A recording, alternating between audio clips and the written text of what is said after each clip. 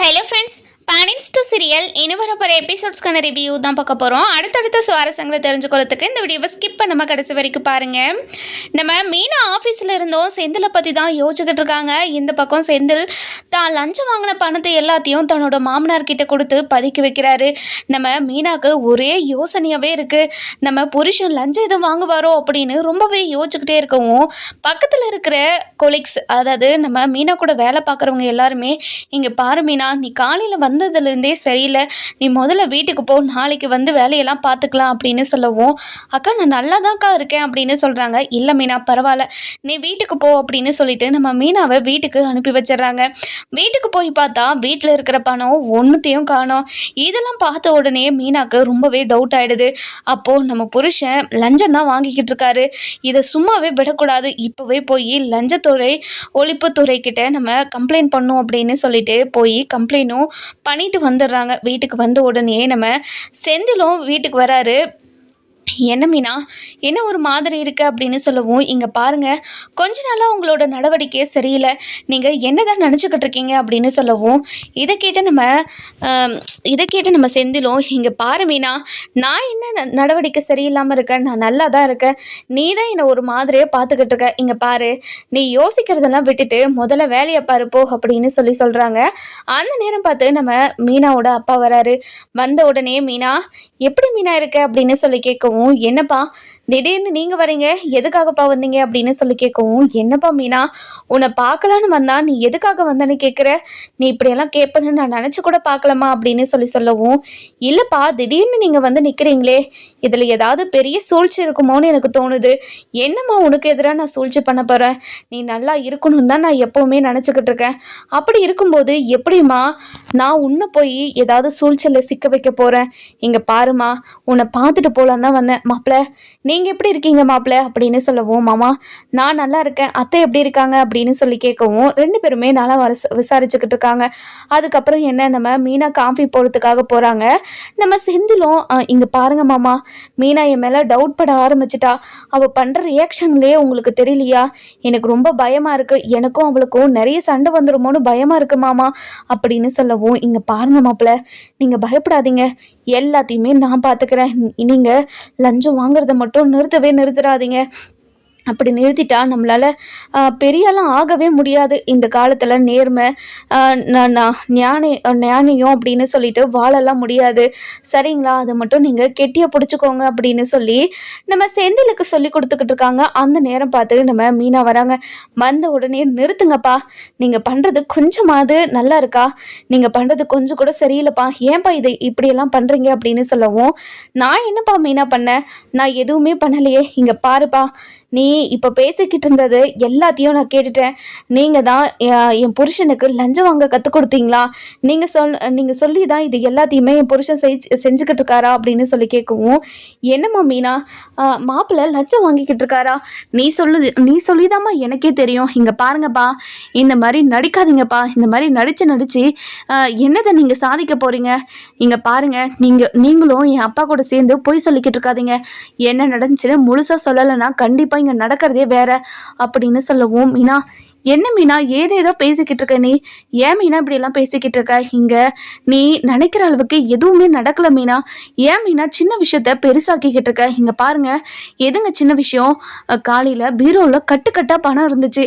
ஆனால் இப்போ பார்த்தா அந்த பணம் எதுவுமே காணோம், எங்கெங்க போச்சு அந்த பணமெல்லாம் அப்படின்னு சொல்லி கேட்கவும், அதெல்லாம் ஒன்றும் இல்லை மீனா, நீ தான் இது ஏன் பீரோவில் வச்சுருக்கீங்க, பேங்க்கில் போட சொன்ன இல்லையா, அதனால் பேங்க்கில் போட்டு வந்திருக்கேன், நீ கவலைப்படாத, அதெல்லாம் என்னோடய சேவிங்ஸ் பணம் தான் அப்படின்னு சொல்லவும், இங்கே பாருங்கள், என்னால் இதெல்லாம் நம்பவே முடியாது, ஒழுங்கு மரியாதை நடந்த விஷயத்த சொல்கிறீங்களா, இல்லை நான் இந்த வீட்டை விட்டு போகவா அப்படின்னு சொல்லி கேட்கவும், இங்கே பாரு மீனா, நான் நடந்த விஷயத்தெல்லாம் சொல்லிடுறேன், உங்கள் அப்பா தான் ஒரு நாள் வீட்டுக்கு வர சொன்னார், வீட்டுக்கு வர சொல்லி, இந்த மாதிரி நம்ம சம்பளம் வரதெல்லாம் நம்ம பெரியலாக முடியாது, பெரிய பெரிய வீடு, தோட்டம், காரு அப்படின்னு நிறைய வாங்கணும்னு ஆசை இருந்தால் நீங்கள் லஞ்சம் வாங்கினா மட்டும்தான் அது முடியும் அப்படின்னு உங்கள் அப்பா சொன்னார். அதனால தான் மீனா ஒவ்வொரு நாளும் யோசிச்சு தான் நினச்சேன், பண்ணக்கூடாதுன்னு தான் நினச்சேன். ஆனால் கையில் காசு வந்ததும் ஒரே நாளில் ஒரு மாதத்துக்கான சம்பளத்தை ஒரே நாளில் கையில் பார்த்தேன்.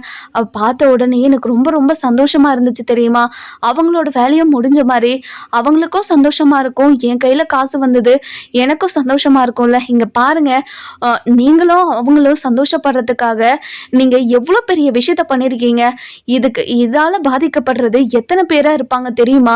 அது எதுவுமே புரிஞ்சுக்காம இப்படியெல்லாம் பண்ணிட்டு இருக்கீங்க. இங்கே பாருங்கப்பா, இதுக்கெல்லாம் உடனே நீங்கள் தானா?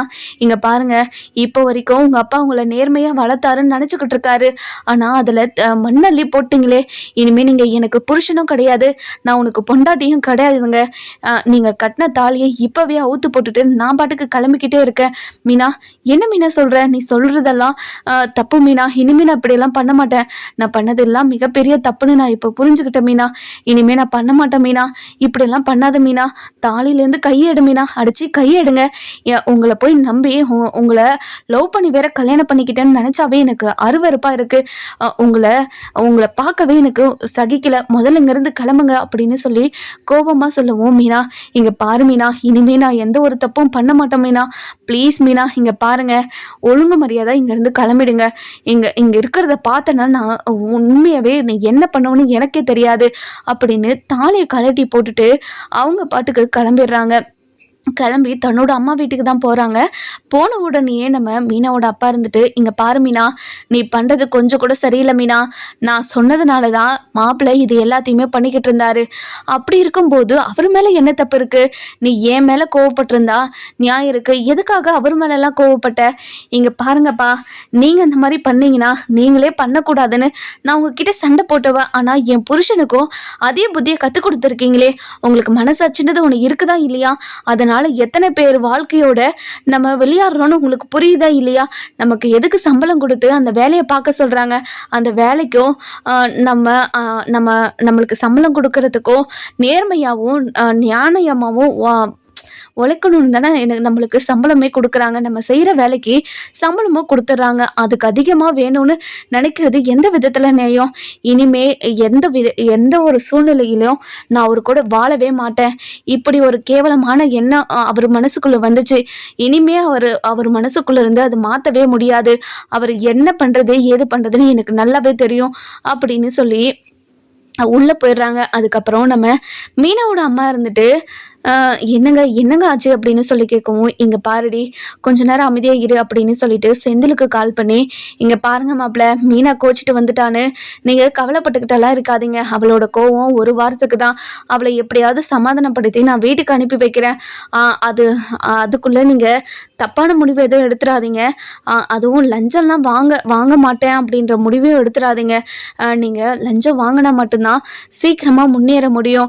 மீனா இப்படி கோவப்படுறா அப்படின்றதுக்காக நீங்கள் வருத்தெல்லாம் படாதீங்க சரிங்களா அப்படின்னு சொல்கிறாங்க. இல்லை மாமா, என்னோட அப்பாவுக்கு தெரிஞ்சா இது மிகப்பெரிய பிரச்சனையாகும். எனக்கு இதெல்லாம் வேண்டான்னு தோணுது மாமா. இங்கே பாருங்க மாப்பிள்ள, அது எல்லாத்தையும் நான் பார்த்துக்கிறேன், நீங்கள் கவலைப்படாதீங்க அப்படின்னு சொல்கிறாங்க. இந்த பக்கம் நம்ம சரவணனுக்காக பழனி, அதுக்கப்புறம் கதிர் அப்படின்னு சொல்லிட்டு எல்லாருமே ஆறுதலாக பேசிக்கிட்டு இருக்காங்க. நம்ம சரவணன் வந்துட்டு, இங்கே பாருங்கள், எனக்காக நீங்கள் நிற்கணும்னு நினைக்கிறீங்க, அது நல்லாவே எனக்கு புரியுது. ஆனால் நீங்கள் பேசுகிறது எதுவுமே என்னால் கேட்க முடியல. எனக்கு தனியாக இருக்கணும்னு தோணுது. நான் போய் தனியாக இருக்கேன் அப்படின்னு சொல்லிட்டு தனியாக போயிடுறாங்க.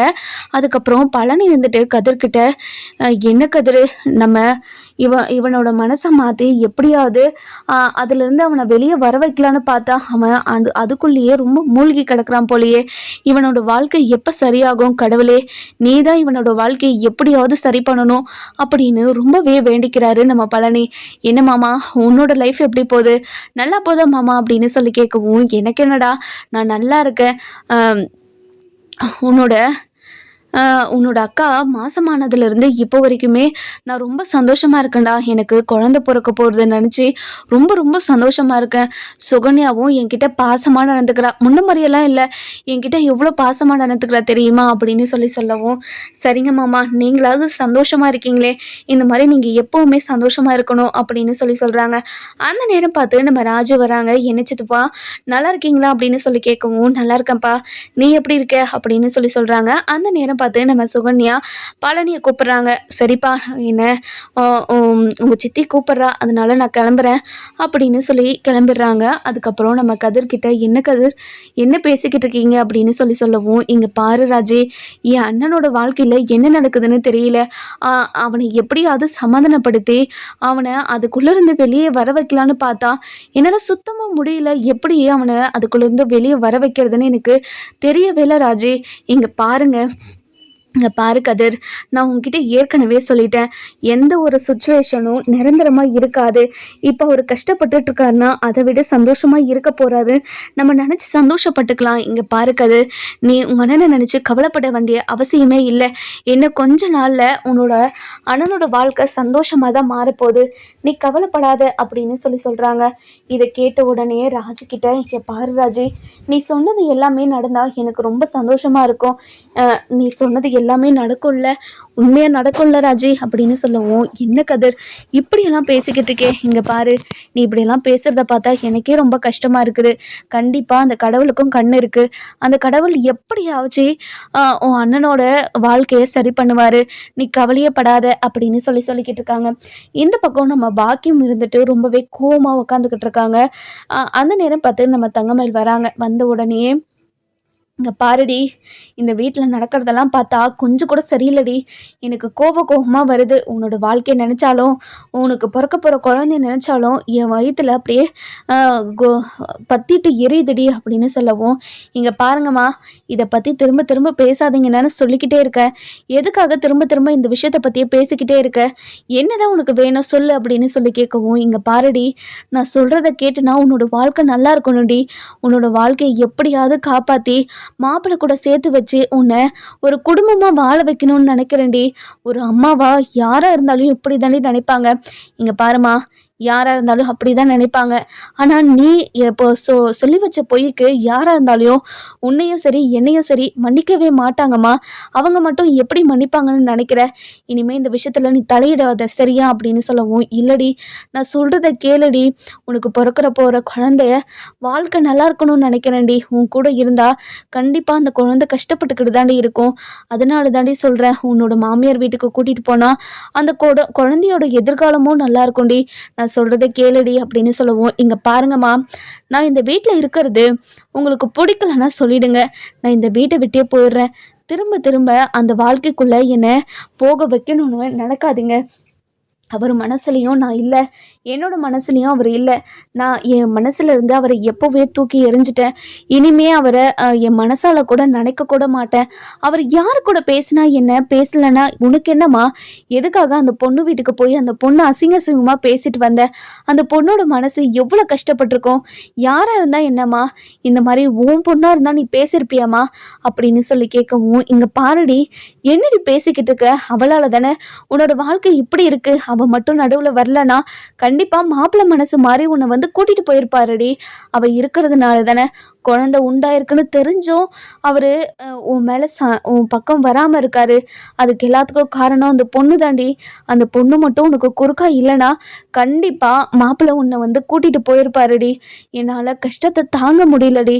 நீ ஒவ்வொரு நாளும் வேலைக்கு போயிட்டு வந்து அந்த குழந்தையும் வயிற்றுல வச்சுக்கிட்டு நீ படுற கஷ்டத்தை என்னால் கண்ணால் பார்க்க முடியலடி. அதனால தாண்டி எப்படியாவது உன்னோட வாழ்க்கையை சரி பண்ணணும்னு நினச்சி என்னென்னமோ பண்ணிக்கிட்டு இருக்கேன். இங்கே பாருமா, என்னோட வாழ்க்கையை சரி பண்ணுறேன்னு சொல்லிட்டு நீ என்னென்னமோ பண்ணிக்கிட்டு இருக்கேன்னு சொன்னல, நீ அந்த என்னென்னமோ பண்ணிக்கிட்டு இருக்கிறதுனால தான் என்னோட வாழ்க்கையை கேள்விக்குறியாக நிற்குதுமா.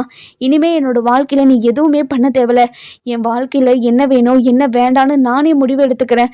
திரும்ப என்னோட வாழ்க்கையில் ஏதாவது முடிவெடுத்தீங்க அவ்வளோதான். உங்களுக்கு நான் இங்கே இருக்கிறது உங்களுக்கு பிடிக்கலன்னா கூட சொல்லிடுங்க. கண் காணாத இடத்துக்கு எங்கேயாவது போய் சந்தோஷமாக நான் நிம்மதியாக வாழ்ந்துக்கிறேன். திரும்ப திரும்ப என் வாழ்க்கையில் நீங்கள் கஷ்டத்தை மட்டும்தான் கொடுத்துக்கிட்டு இருக்கீங்க. நான் நிம்மதியாக இருக்கணும்னு நினச்சாலே போதும், அதை கெடுத்து விட்டுறீங்க. ஏமா அப்படிலாம் பண்ணிக்கிட்டு இருக்கீங்க அப்படின்னு சொல்லவும், சுடர்ந்துட்டு, அம்மா இங்கே பாருமா, அக்கா தான் இவ்வளோ தூரம் சொல்லிக்கிட்டே இருக்கால, எதுக்காகம்மா அக்காவை நீங்கள் கஷ்டப்படுத்தணும்? அக்கா வாழ்க்கை சந்தோஷமாக இருக்கணும்னா நீங்கள் 2 பேரும் அமைதியாக இருங்க அப்படின்னு சொல்லவும், நம்ம மாணிக்கம் இருந்துட்டு, மயிலு இங்கே பாரு மயிலு, ஒரு அப்பனா இருந்து உனக்கு எல்லாத்தையும் நான் பண்ணியிருக்கணும். ஆனால் அது நான் எதுவுமே பண்ணலை. உன் அம்மா தான் ஒவ்வொரு விஷயத்தையும் பார்த்து பார்த்து பண்ணிக்கிட்டு இருந்தா. அவளோட கஷ்டம் எனக்கு இப்போ தான் புரியுது. நான் மட்டும் ஒழுங்காக வேலைக்கு போய் உங்கள் அம்மா கிட்ட காசை கொடுத்துருந்தேன்னா உன்னோட வாழ்க்கை இப்படி ஆயிருக்காது இல்லை. என்னை மன்னிச்சிருமா. இங்க பாருங்கப்பா, நடந்து முடிஞ்ச விஷயத்த பத்தி பேசுறது பிரயோஜனமே கிடையாது. இனிமே நான் அதை பத்தி யோசிக்க போறதும் கிடையாது. நீங்க அதை பத்தி யோசிச்சு நீங்க கஷ்டப்பட்டுக்கிட்டு இருக்காதீங்க அப்படின்னு சொல்றாங்க. அதுக்கப்புறம் என்ன, நம்ம தங்கமயில் போய் தூங்க ஆரம்பிச்சிடறாங்க. இந்த பக்கம் நம்ம சரவணன் பயங்கரமா யோசனையில இருக்காரு. எப்படியாவது நம்ம அஞ்சலியை கல்யாணம் பண்ணிக்கலான்னு இருந்தோம். ஆனா இப்போ அதுவும் நடக்காது போலயே. நம்ம வாழ்க்கை எப்பவுமே கஷ்டத்திலே இருக்கணும் தான் அந்த கடவுள் எழுதி வச்சிருக்காரு போல. அஞ்சலி முகத்தை பார்க்கவே எனக்கு ரொம்ப கஷ்டமா இருந்துச்சு. என்னால தானே அஞ்சலிக்கு இவ்வளோ பெரிய அவமானமோ அசிங்கமோ வந்துடுச்சு. இனிமே அஞ்சலி கூட பேசி அஞ்சலியை நம்ம அசிங்கப்படுத்தக்கூடாது, அவளை கஷ்டப்படுத்தக்கூடாது. நம்ம அவளை விட்டு விலகியே இருக்கலாம். ஆனா அவ கூட பேசாமையும் அவளை பார்க்காமலையும் என்னால் இருக்கவே முடியல. கடவுளே, எனக்கு மட்டும் எதுக்காக இவ்வளோ பெரிய கஷ்டத்தை தூக்கி கொடுத்துருக்க? நான் என்ன பாவம் பண்ண உனக்கு அப்படின்னு பயங்கரமாக அழுதுகிட்டே இருக்காரு. அந்த நேரம் பார்த்து நம்ம கோமதி வராங்க. வந்த உடனே நம்ம சரவணன் அழுதுகிட்டு இருக்கிறத பார்த்துட்டு ரொம்பவே பதறி போய், சரவணா என்னாச்சு சரவணா, எதுக்காக அழுதுகிட்டு இருக்க? இங்கே பாருங்கம்மா, நான் யாருக்கு என்னம்மா துரோகம் பண்ணேன்? எனக்கு மட்டும் ஏமா இப்படியெல்லாம் நடந்துக்கிட்டு இருக்கு? அந்த மயில மாசமாக இருக்கிறதுனால எல்லாரும் அவ மேலே கரிசனையாக இருக்கீங்க. ஆனால் எல்லாத்தையும் எல்லா கஷ்டத்தையும் அனுபவிச்சது நான். என் மேலே ஏமா யாருமே கரிசனை பட மாட்டீங்க? நான் என்னம்மா தப்பு பண்ணேன்? இங்கே பாருங்கம்மா, அவள் மாசமாக இருக்கிறதுனால அவள் பண்ணதெல்லாம் தப்பு இல்லைன்னு ஆயிடாதில்ல. அது ஏமா யாருமே புரிஞ்சுக்க மாட்டீங்க? இங்கே பாரு சரவணா, உன்கிட்ட பேசினதுக்கு ஒரே காரணம் என்னன்னா, அவள் வயிற்றுல குழந்தை இருக்குது, அந்த குழந்தையோட அப்பா நீடா. அதனால தான் அவகிட்ட கொஞ்சம் பேசுறதுக்கு காரணம். இங்கே பாருடா, அவளை யாரும் அவள் மேலே யாருக்கும் கோபம் இல்லாமலாம் இல்லைடா. ஆனால் இப்போ சொல்கிறேன் பாரு, மயில் ரொம்ப ரொம்ப திருந்திட்டா, ரொம்ப நல்லவளாயிட்டா. இனிமே கூட நீ சேர்ந்து வாழணும்னு ஒரு முடிவு எடுத்தனா கண்டிப்பாக உங்களோட வாழ்க்கை நல்லாயிருக்கும். ஆனால் அந்த முடிவை உன்னை எடுக்க சொல்லி நானும் உங்கள் அப்பாவோ கட்டாயப்படுத்தவே மாட்டோம். உன்னோட முடிவு தான். நீ மயிலை டிவோர்ஸ் பண்ணிவிட்டு இன்னொரு கல்யாணம், அதாவது நீ பேசிக்கிட்டு இருந்த பத்தியா அந்த பொண்ணை கல்யாணம் பண்ணிக்கணும்னு ஆசைப்பட்டாலையும் பரவாயில்ல, டிவோர்ஸ் ஆனதுக்கப்புறம் நீ அந்த முடிவை எடு. இப்போதைக்கு எதுவுமே பண்ணாதடா. நீ நல்லா யோசிச்சு ஒரு முடிவு எடு சரவணா. அதுதான் உன்னோட வாழ்க்கைக்கும் நல்லது, உன்னோட குழந்தைக்கும் நல்லது. நீ அந்த பொண்ணை கல்யாணம் பண்ணிக்கிட்டா சந்தோஷமா இருப்பேன்னு நினைக்கிறது எனக்கு புரியுது. இருந்தாலும் அந்த குழந்தையோட எதிர்காலத்தை நினைன்னு மட்டும்தான் நான் சொல்கிறேனே தவிர, நீ மயிலு கூட சேர்ந்து வாழணும்னு நான் சத்தியமாக எந்த ஒரு காலமும் சொல்லவே மாட்டேன். நீ எதுக்காக இப்படி கஷ்டப்பட்டுக்கிட்டு இருக்க? நீ எதையும் மனசில் வச்சுக்காம இனிமே நடக்க போகிறது என்ன, இனிமே நம்ம என்ன முடிவெடுக்க போகிறோம், நம்ம வாழ்க்கையில் என்ன நடக்க போகுது, நம்ம குழந்தை வந்தால் நம்ம வாழ்க்கை எப்படி மாறப்போகுது அப்படின்றத பற்றி யோசி சரவணா. நீ இப்படி கஷ்டப்பட்டுக்கிட்டு இருக்கிறத என்னாலையும் பார்க்க முடியல தான். என்ன பண்ணுறது, நம்ம வாழ்க்கையில் இப்படிலாம் நடக்கணும்னு இருந்திருக்கு, நடந்து முடிஞ்சிருச்சு. இனிமேல் எதையும் மாற்ற முடியாது சரவணா. அதனால் நீ நல்லா யோசித்து ஒரு முடிவு எடு சரியா அப்படின்னு சொல்கிறாங்க. இந்த பக்கம் அஞ்சலியோட அப்பாவும் அம்மாவும் அஞ்சலி கிட்ட போயிட்டு, இங்கே பாரு அஞ்சலி, நீ கஷ்டப்பட்டுக்கிட்டு இருக்கிறது எனக்கு நல்லாவே புரியுது. அந்த பையன் கூட சேர்ந்து வாழணும்னு நீ முழுமையாக ஆசைப்படுறன்னு எனக்கு தெரியுது. அந்த பையனும் அதே தான் ஆசைப்படுறது. அந்த பையனோட வாழ்க்கையில் என்ன நடந்துச்சு ஏது நடந்துச்செல்லாம் எனக்கு தெரியாது. ஆனால் அந்த பையன் பேசினதெல்லாம் பார்த்தா அவனோட வாழ்க்கையில் ரொம்ப ரொம்ப கஷ்டப்பட்டிருக்கான்னு மட்டும் எனக்கு நல்லாவே புரியுது. நீயும் ரொம்ப ரொம்ப கொடுமையை அனுபவிச்சிருக்க. நீங்கள் 2 பேரும் சேர்ந்து வாழ்ந்தா 2 பேருமே சந்தோஷமாக தான் வாழ்வீங்க. ஆனால் அந்த பையனோட பொண்டாட்டியோட அம்மா வீட்டான பேசிட்டு போனதெல்லாம் நீயே பார்த்தியா இல்லையா? அவங்க எவ்வளோ கேவலமாகவும் அசிங்கமாகவும் பேசிட்டு போகிறாங்க. அதெல்லாம் கேட்கும்போது மனசுக்கு ரொம்ப கஷ்டமாக இருக்குது. இங்கே பாரஞ்சலி, உன்னோட வாழ்க்கை சந்தோஷமாக இருக்கணும் தான் நான் இப்போ வரைக்குமே நினச்சிக்கிட்டு இருக்கேன். அப்படி இருக்கும்போது உன்னோட வாழ்க்கையை நான் கெடுக்க நினைப்பேனா? எங்களால் தான் வாழ்க்கை போயிடுச்சுன்னு நினச்சி நீ எங்களை தப்பாக தப்பாக நினைக்க மாட்டியே அப்படின்னு சொல்லவும், இங்கே பாருங்கப்பா, உங்களை எதுக்காக நான் தப்பாக நினைக்கிறேன்? என்னோட தலையெழுத்து நான் இப்படி இருந்தால் நான் என்ன, நீங்கள் என்ன பண்ணுவீங்க, இல்லை நான் என்ன பண்ணுவேன்? என்னோட தலையெழுத்து இப்படி இருக்கும்போது யாராலையும் எதுவும் பண்ண முடியாதுப்பா. பரவாயில்ல, நான் சரவணன் கூட சேர்ந்து வாழக்கூடாதுன்னு இந்த ஜென்மத்தில் எழுதி வச்சிருக்கு போல. அதனால தான் இப்படியெல்லாம் நடந்துக்கிட்டு இருக்கு. பரவாயில்லப்பா, இனிமேல் நான் சரவணன் கூட பேச மாட்டேன், பார்க்கவும் மாட்டேன். அப்படியே பார்த்தாலையும் நான் பேச மாட்டேன்ப்பா, நீங்கள் கவலைப்படாதீங்க அப்படின்னு சொல்லிட்டு உள்ளே போய் அழுக ஆரம்பிச்சிடுறாங்க. அதுக்கப்புறம் அஞ்சலியோட அம்மா இருந்துட்டு, இங்கே பாருங்கள், அந்த பையன் பேசிட்டு போனதுலேருந்து இப்போ வரைக்கும் என் மனசு ஏதோ கஷ்டமாக இருக்குதுங்க. அது மட்டும் இல்லாமல் அஞ்சலி எந்த விதத்துலேயும் காரணம் இல்லை அவங்க பிரியறதுக்குன்னு அந்த பையன் ஒரு வார்த்தை சொல்லிச்சு, நீங்கள் கேட்டிங்களா? அவங்களுக்குள்ள ஏதோ பிரச்சனை நடந்திருக்குங்க.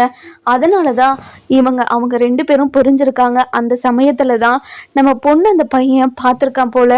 அதுக்கப்புறம் 2 பேருக்கும் பிடிச்சி போய் கல்யாணம் பண்ணிக்கலாம் அப்படின்ற எண்ணத்தில் இருந்திருக்காங்க.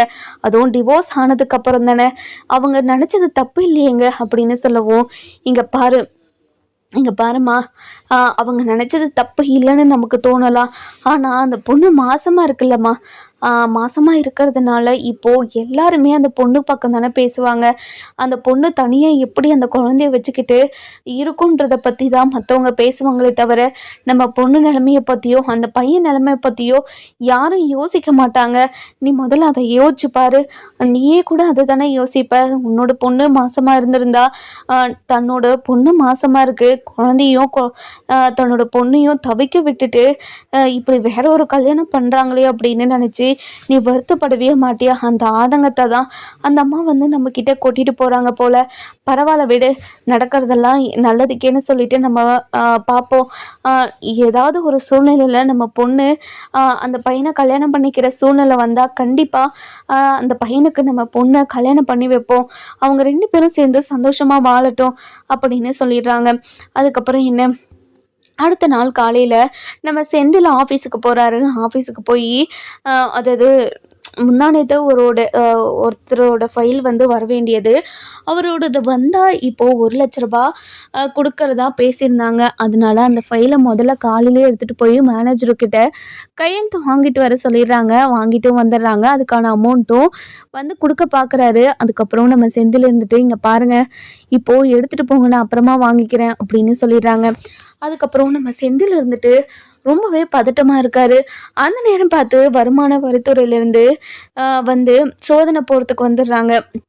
வந்த உடனே, இங்கே பாருங்கள், லஞ்ச ஒழிப்பு துறையிலேருந்து நாங்கள் வந்திருக்கோம். இங்கே யாரோ லஞ்சம் வாங்குறதா நாங்கள் கேள்விப்பட்டோம்.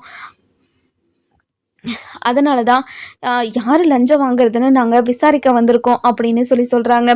அங்கே இருக்க ஆஃபீஸர்ஸ் எல்லாமே ரொம்பவே பயந்துடுறாங்க. அதுக்கப்புறம் மேனேஜரும் அப்படியே திக்குள் முக்குள் ஆகிடுறாரு. அதுக்கப்புறம் நம்ம செந்தில் இருந்துட்டு அப்படியே வேத்து வெடாசிக்கிட்டே இருக்குது, ஃபேன் ஓடிக்கிட்டே இருக்குது. அவர் பாட்டுக்கு அவர் முகத்துலேருந்து தண்ணி வழிஞ்சிக்கிட்டே இருக்குது. இதை பார்த்து போலீஸ் இருந்துட்டு, என்ன சார் ரொம்ப ரொம்ப பதட்டமாக இருக்கீங்க, நீங்கள் ஏதாவது தப்பு பண்ணீங்களா அப்படின்னு கேட்கவும், இங்கே பாருங்கள், நான் என்ன தப்பு பண்ண போகிறேன் அப்படின்னு அப்படியே திக்கி பேசுவோம். இங்கே பாருங்கள் சார், நீங்கள் தப்பு பண்ணலாம், எதுக்காக நீங்கள் இப்படியெல்லாம் பண்ணணும், உங்களுக்கு எதுக்காக வேர்த்து கொட்டிகிட்டே இருக்குது, எதுக்காக பயப்படுறீங்க அப்படின்னு கேட்கவும், இங்கே பாருங்கள், அப்படிலாம் ஒன்றும் இல்லை, நான் நல்லா தான் இருக்கேன் அப்படின்னு சொல்கிறாங்க. அதுக்கப்புறம் என்ன, நம்ம செந்தில் இருந்துட்டு ரொம்பவே பதட்டமாக நிற்கவும், அதுக்கப்புறம் லஞ்ச ஒழிப்புத்துறையிலேருந்து, இங்கே பாருங்கள், எல்லாரும் அவங்கவுங்க கேபினில் போயிட்டு செக் பண்ணுங்க அப்படின்னு சொல்லிடுறாங்க. நம்ம செந்தில் இருந்துட்டு அதில் ஒரு 3 லட்ச ரூபா அப்படியே பதுக்கி வச்சுருக்காரு. இதை பார்த்துட்டா நம்மளுக்கு ரொம்ப அசிங்கமாயிடுமே, டிவி பேப்பர்லன்னு சொல்லிட்டு எல்லா இடத்துலையும் போட்டு ரொம்ப அசிங்கப்படுத்திடுவாங்களே, இப்போ நம்ம என்ன பண்ணுறது அப்படின்னு சொல்லிட்டு ரொம்பவே பதறி போயிருக்காங்க. போலீஸும் நம்ம செந்திலோட கேபினுக்கு செக் பண்ணிக்கிட்டு இருக்காங்க. செந்திலோட கேபினில் 3 லட்ச ரூபாய் இருக்கிறத பார்த்துட்டு, சார் இந்த கேபினில் 3 லட்ச ரூபாய் இருக்குது சார் அப்படின்னு சொல்கிறாங்க. இதை கேட்ட உடனேயே அங்கே இருக்கிற எல்லா ஆஃபீஸர்ஸும் ரொம்பவே அதிர்ச்சியாக செந்திலை பார்க்குறாங்க. செந்திலா இப்படியெல்லாம் பண்ணது, செந்தில் இப்படியெல்லாம் பண்ண மாட்டானே, அவங்க அப்பா செந்திலை எப்படியெல்லாம் வளர்த்துருக்காரு, அப்படி இருக்கும்போது செந்தில் இப்படியெல்லாம் பண்ண மாட்டானே அப்படின்னு எல்லாருமே செந்தில் மேலே நம்பிக்கை வைக்கிறாங்க. அதுக்கப்புறம் போலீஸ் இருந்துட்டு செந்தில்கிட்ட, இங்கே பாருங்கள் சார், எப்படி இந்த 3 லட்ச ரூபாய் உங்ககிட்ட வந்தது அப்படின்னு கேட்கவும் நம்ம செந்திலுக்கு பதில் சொல்லவே தெரியல. இங்கே பாருங்கள், அது என்னோட பணம், என்னோட சேவிங்ஸ் பணம் அப்படின்னு சொல்கிறாங்க. உங்களோட சேவிங்ஸ் பணம்னா எதுக்காக இந்த கபோர்டில் வச்சுருக்கீங்க? இது ஆஃபீஸோட ஃபைல்ஸ் எல்லாம் வைக்கிற இடமாச்சே, எதுக்காக இங்கே வச்சுருக்கீங்க அப்படின்னு கேட்கவும், இது கேட்ட உடனே என்ன பதில் சொல்கிறதுன்னு தெரியாமல், இங்கே பாருங்கள், இந்த பணத்தை நான் என்னோட அப்பா கிட்ட கொடுக்கலான்னு சொல்லிட்டு எடுத்துகிட்டு வந்தேன். ஆனால் அது எடுத்துகிட்டு போக மறந்துட்டேன் அப்படின்னு சொல்கிறாங்க. இங்கே பாருங்கள் சார், நீங்கள் சொல்கிற கதையெல்லாம் எங்களால் நம்ப முடியாது. எதுக்காக உங்கள் அப்பா கிட்ட கொடுக்கணும் அப்படி இப்படின்னு நிறைய கேள்வி கேட்டுக்கிட்டே இருக்காங்க.